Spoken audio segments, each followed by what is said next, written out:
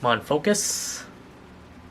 Perfect. What is up, all you beautiful people? It is I, AkemiTCG, back here with a brand new video. Today we're going to be doing something a little bit different. Shoutouts to Bano for requesting this video. It's going to be a top 5 budget decks for the April 2020 format. Hope you all enjoy.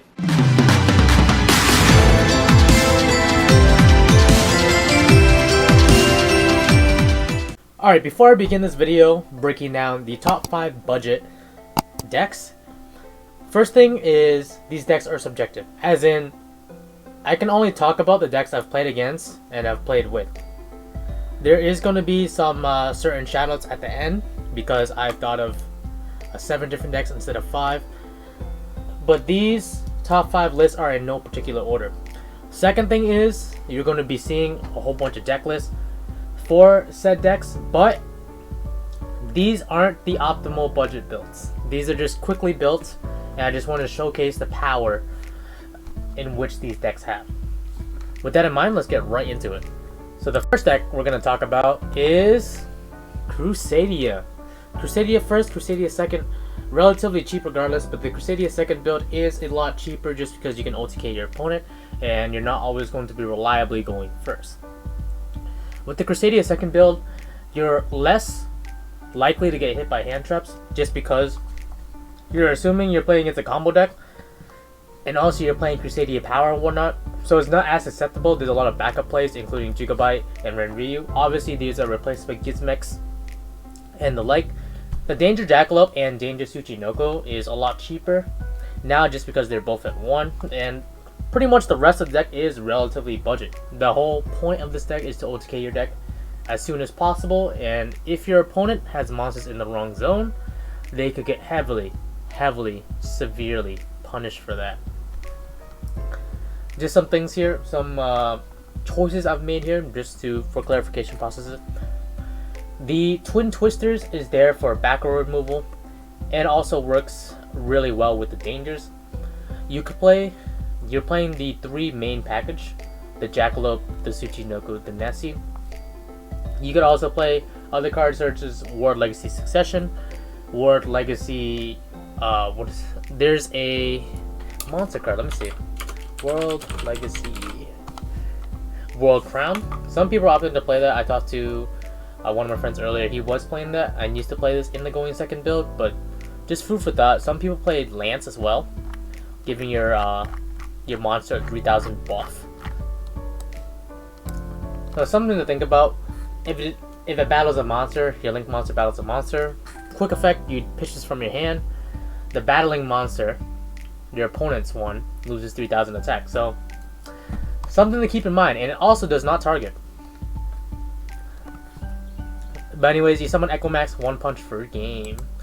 The second one was going to be, boom, Zodiac. Zodiac, I've tried playing this a bit without Dryden, and honestly it just doesn't work out. Dryden's the main bread and butter play.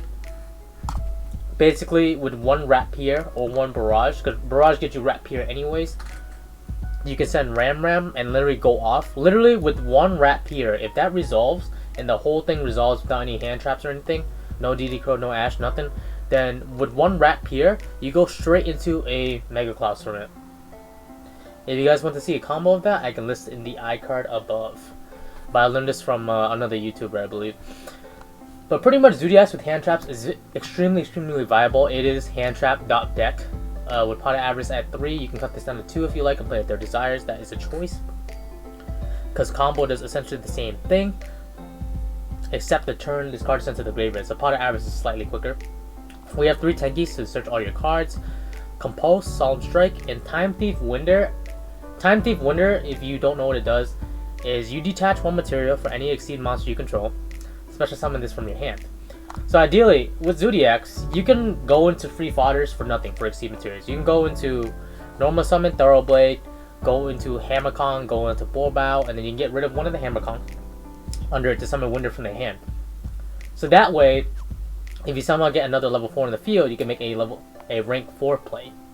So there's many options with this deck. Obviously, this is the budget build. I will be playing different cards as opposed to Lost Wind. but this is what it looks like. It's a very, very good deck. Extreme control of the opponent. Third, Tenyi. Oh boy, I have so many thoughts about this deck. When I started looking at this back when it came out, I thought the deck was like, yeah, it's okay, not really that good. It was just missing something critical. I mean, you can go into the Mirror combos, but there was no true finisher. Cause Shaman came out, and we didn't have Masters, which we don't really use that often, but it comes in handy. But then afterwards, when they released Ashuna, which lets you summon Tenyi worms from the deck, which they're all worm monsters, and Sasara, it's a very, very good deck. Going first, you can lock your opponent out with Sasara, and this could be a Vanity's Fiend. It's completely up to you what you want to summon. So you can play a Vanity's Fiend over the Barrier Statues, just because you're not going to always have a monster to distribute for Vanity's Fiend. So Barrier Statue is a decent replacement. You can pick any color you want. It just really, really depends on your preference. Yeah, the deck build's pretty solid. I run Storming Mirror Force because a lot of people don't see it coming. A lot of people are expecting Evenlies. So if you play any Battle Traps, especially ones that don't target or destroy, then you're in good hands. Play the Tornado Dragon for back row. Exciton Knight, Boxia to send stuff back. Omega to recur some of your banished cards. Blue Eyes Ultimate because that's the strongest target for Fist of the Rival Tenyi. If you want something that's not a light target, then you could play the Master of Oz, just in case you're worried about Super Poly. And it's also a dragon, which doesn't help, but you have a Earth Beast, and the ultimate, to my knowledge, is not that expensive as well. So the build, if you don't know what Tenyi does, is you special summon monsters if you have only normal monsters in the field or no monsters in the field. So you special summon any of these Tenyi monsters from your hand, go into Monk, and then you can special summon another one, and you have not used your normal summon yet. So you just go off with Shaman and Merman in the graveyard, or you even pitch Merman with Shaman, because it says you have to discard then special summon. You can get effectively a 3 tokens from it. Your Merman becomes a level 4 as a result, but now you have Mare, 3 tokens, and Shaman on the field. So you can do whatever you want with it. And occasionally I go into Link God Dragon. It's pretty funny. Now, budget deck number 4. If you are enjoying this video, please drop a like and a comment down below. Let's keep going. Number 4. True King Dinosaurs. Very, very, very strong deck. And the reason why I'm putting it into the budget category is because we are getting a reprint of these structure decks, and to my knowledge, the most expensive card in this build has to be a Volzardoko. I think it's around $12 at the moment, but the rest of these things are relatively cheap and definitely under 50 bucks. So dinos are very destructive. They've been destructive since the games come out. I mean, the decks come out. In the structure decks, we had Oviraptor at 3, Miscellaneous Tourist at 3, and at one point we had Lithosagem at 3. I don't know what Konami was thinking, but because Lithosagem was at 3, this was the strongest deck. You can rip cards out of your opponent's extra deck before the turns even started, and also we had Pankratops at 3. This is like the bread and butter for what a go in second deck can play. You don't necessarily need Extravagance and Lightning Storm, although Extravagance does make this deck more consistent. You do lose out on some of your extra deck, but overall it's a very, very good card to have. And with Lightning Storm, you can nuke your opponent's front row or back row depending on what they have. But if you need to nuke your opponent's back row, you could use Twin Twisters instead, and then later on, slowly but surely, eventually, when Lightning Storm gets a reprint, you can play that instead. Instead of Effect Veiler, because you're playing True King Agnimazid and you need fire targets, you can use Ash Blossom instead, but this is the budget build. If you use Ash Blossom, it would go slightly over 60-70 bucks, just a heads up, but easy replacement. We have the Lost World and True King or Dragonic Diagram combo with set rotation, so you can fish out for any of these at any moment in time. You get Terraforming into either Lost World or Diagram, and you're good to go. We have Triple Fossil Dig.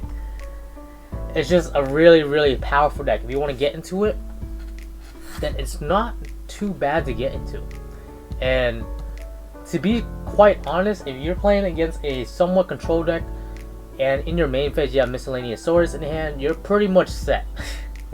Because it makes your dinosaur monsters you control completely unaffected by opponent's activated effects. So unless they have like solemn warnings, solemn judgments, and solemn strikes for when they summon your cards, or when you summon your cards, they can't really do much. And it's a rank 4 toolbox deck. What more can you want?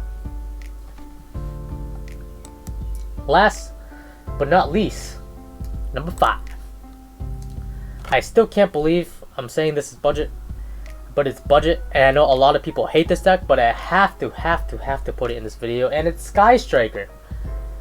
My god, I didn't start playing this deck to try out until Engage got banned, and it's so impressive. You literally play 3 Ray, 2 Rose, and then pretty much like 14-15 hand traps. I know the budget build doesn't have too many hand traps, but literally an online tournament just a few days ago, the posting this video, was won with Skystrikers. They had triple Nibiru, double Ghost Mourner, Moonlight Chill, and triple Impermanence. Like pretty much every hand trap in the main, and if it's not in the main, it's in the extra deck. And it just worked really well. And their extra deck was Axis Code Talker, and Axis Code Talker is much easier to get on the field with this deck than, let's say, Borload or Bor Sword, because you only need 2 monsters instead of 3.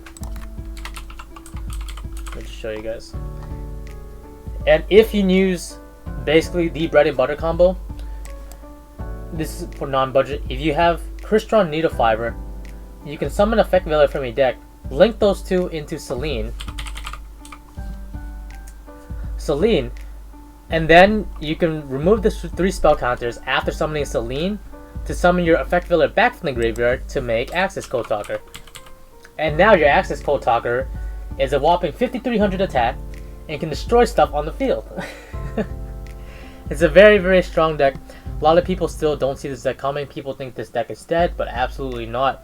I've played it, even just like a small control engine like this, just slowly stopping your opponent and slowly gaining resources off of, you know, multi-roll, bringing back stuff with Higari after you use them, sending whatever you want with Hayate, and then end phase Shizuku. There's a lot of ways this deck can go, and it's not really just straight Skystrike because you're literally just playing this small package of 5, but the rest can be literally whatever you want as long as you have enough spells to pump in your grave. Anyways, hope you all enjoyed the video. I do have some quick shoutouts. One honorable mention to Pendulum Endymion. I actually don't know how to build that deck, but I have seen it in action without Magician Souls or the really expensive stuff, and it's a very good deck to play that's budget. Also, shoutouts to Zombies, my boy Brian. He plays Zombies, and with the Balder Rock goes in match combo, it hurts a lot. Like, a lot of decks don't have outs to that combo, or if they don't draw into the out to Balder Rock and goes in match, they literally cannot summon anything, and they just kind of lose from there because Zombies can go really fast in terms of OTKing someone. So hope you all enjoyed. Thank you again for the recommendation. If you all want to see me do it in depth, as in fix one of these decks so that they're optimal or as optimal as I can do it, and then do some replays with it, please let me know in the comment section down below. I'm AkemiTCG. Hope you have a wonderful day. I'll see you guys in the next one. Peace. The world ends now.